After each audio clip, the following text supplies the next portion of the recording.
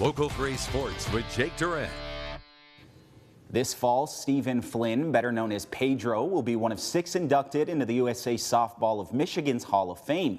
I caught up with the local legend to find out what drives him and what keeps that competitive flame ignited over decades of competing.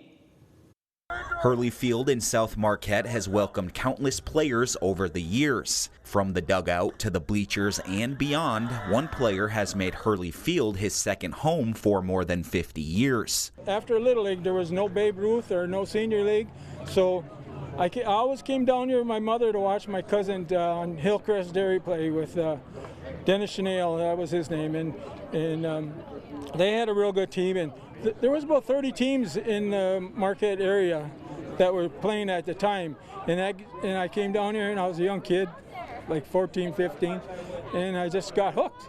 The Diamond was a place that fueled Flynn's desire for competition. Well, Pedro's a horse. He's a real competitive guy. He works really hard at what he tries to achieve, and dedication to the game. He always had dedication.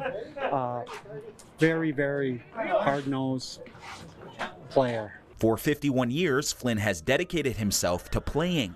It was on the pitcher's mound where he found his passion for this pastime. When I was a junior in high school, I started throwing. I was wild and I threw hard, but I was wild. He could throw hard, but he didn't really know where it was going that much. His drive to improve led Flynn to develop a signature pitch that at times can be unhittable. It just started happening that I started getting my control and everything started clicking, you know. He developed a drop ball, which was his quality pitch, because in the day everybody had the rise, you know, all the elite pitchers, and Pedro would come in with this hard drop. And they never, when we go out of town, they would never see that. And it was hard to hit. And when they did hit, it would roll in the infield, you know. Rise balls, most of the time the ball goes over the fence.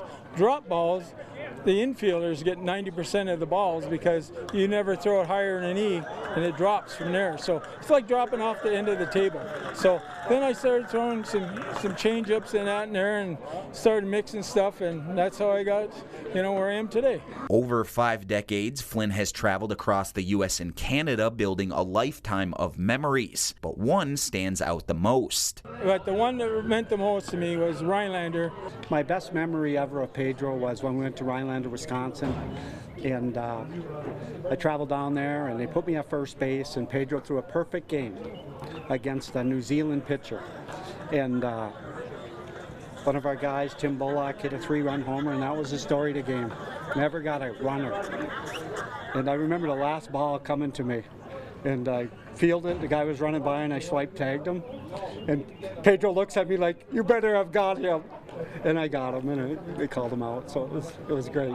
Pedro's legacy on the Diamond is now being recognized beyond the Marquette community. My first word was well-deserved, you know. I mean, he earned this, and he should have probably been in a long time ago.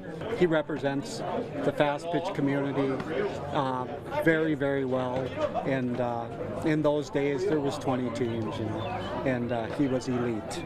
So it's an honor to know him, and all I can say to him is congratulations, Paige. This September, Flynn will be immortalized into the USA Softball of Michigan's Hall of Fame. It tells me he's a quality guy. People like him on his team. You know, he's a good friend. And that's what makes him successful. To this day, he's still a competitor. We get out here at 60-some years old, and he's still working. He's still competitive. He still wants to make plays. He still wants to pitch a good game. So it's a blast playing with him. Enjoy hanging with him. It's a good man. Half a century of playing the sport he loves hasn't dulled his competitive edge. Unbelievable. Life come true. Oh, I worked hard all my life trying to play better. Trying to get better all the time.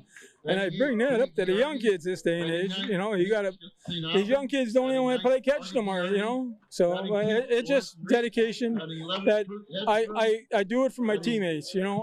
I'm a competitive guy out in the field, but when I'm off the field, I'm friendly.